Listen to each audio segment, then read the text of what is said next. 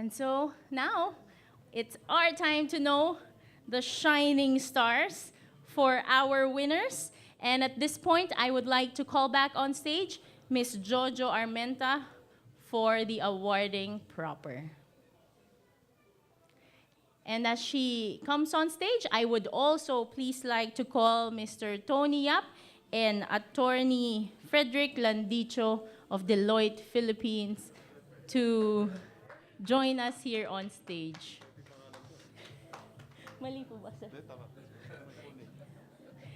Attorney Eric Landicho, since it's a youth awards. All right. Thank you, Ate Ren. Okay, the moment we've all been waiting for. Excited na po ba kayo? Excited na ba kayo? Yes. All right. Kinakabahan ako. Ako yung kinakabahan. Okay, our first awardee is from the category of citizenship. This person is an inspiring person for a lot of people, and hindi ko alam kung paano ko i-announce mo eh. All right, the founder of Teach Peace, Build Peace movement. She was a finalist before, right? So now, she is an awardee. Please welcome Miss Bay Rohaniza Hani Sumnad Usman.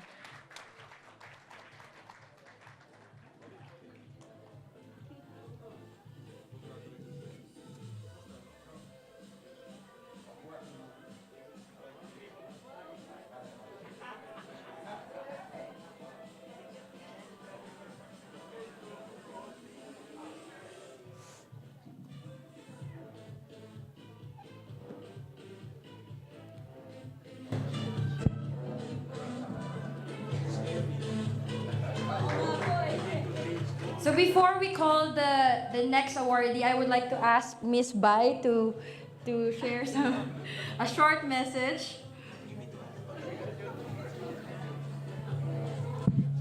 Ayan. Sige po.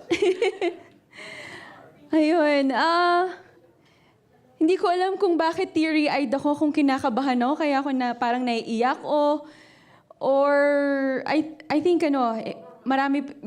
overwhelmed. And I just got back from Marawi City last night. We did a peace formation session for 200 young people who received a scholarship grant from the government in partnership with UNDP. And fresh pa sa mind ko yung mga stories because these young people have been affected by the Marawi siege. So kaya siguro rin ganun, parang naiiyak ako kasi fresh na fresh pa siya sa akin. And that's basically what Teach Peace, Build Peace movement is all about. From every year, 30,000 to 40,000 children have been affected by the armed conflict in the past so many years. Ang conflict po sa Mindanao, more than 40 years already. But just like how Muslims say thanks, we say Alhamdulillah, which means thanks be to God. So Alhamdulillah for the gift of life. Alhamdulillah for Benita and Catalino Yap Foundation for strengthening the voice of the youth and empowering more young people to be peace heroes in their own ways and spheres of influence. Alhamdulillah for the youth here. Palakpakan naman natin ang lahat po na nandito. For responding to the challenging realities in our country. This recognition po is not about me. It's for every child, for every young person, for every person who have been a part of the Teach Peace, Build Peace movement family who have really dedicated themselves para po mag-grow po yung organization. And this award also is for all the younger generations who have been affected by, not just by armed conflict, but by bullying, by discrimination, and different forms of conflict and violence that we have in this country and we have all throughout the world.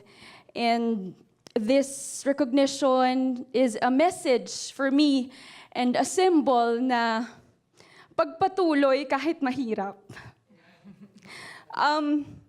It's even more emotional for me because my family and I ourselves have been affected by the Marawi siege. So, and it's ganun pala yung pakiramdam na if it's, yes, I've been a victim of war when I was 7 years old, but now, ngayong tumanda na ako, and I realized it's even more difficult to be in this journey of building a culture of peace, building a culture of nonviolence, if it's happening to your own people, if it's happening to your own province. Ayun, and lalong-lalo na, I think it's an emotional moment for me because bigla kong naalala yung lola ko. She's now 97 years old, and it's the first time in her entire life that she had to evacuate from her own house and not stay there for several months. Ayun. And lastly, this recognition is a message and a symbol doon sa ginagawa po ng Teach Peace, Build Peace movement, which is building a citizenry of peace heroes, one child, one family, one school, and one community at a time. And pagpapatuloy po namin ang aming, our strong belief, which is we have to teach peace to build a culture of peace, because it is in building a culture of peace that we can create different generations of peace builders. So maraming salamat po, and I would like to take this opportunity to greet how Muslims greet one another. It's Assalamu alaikum wa rahmatullahi wa barakatuh. May peace and mercy be upon you all. Salamat po.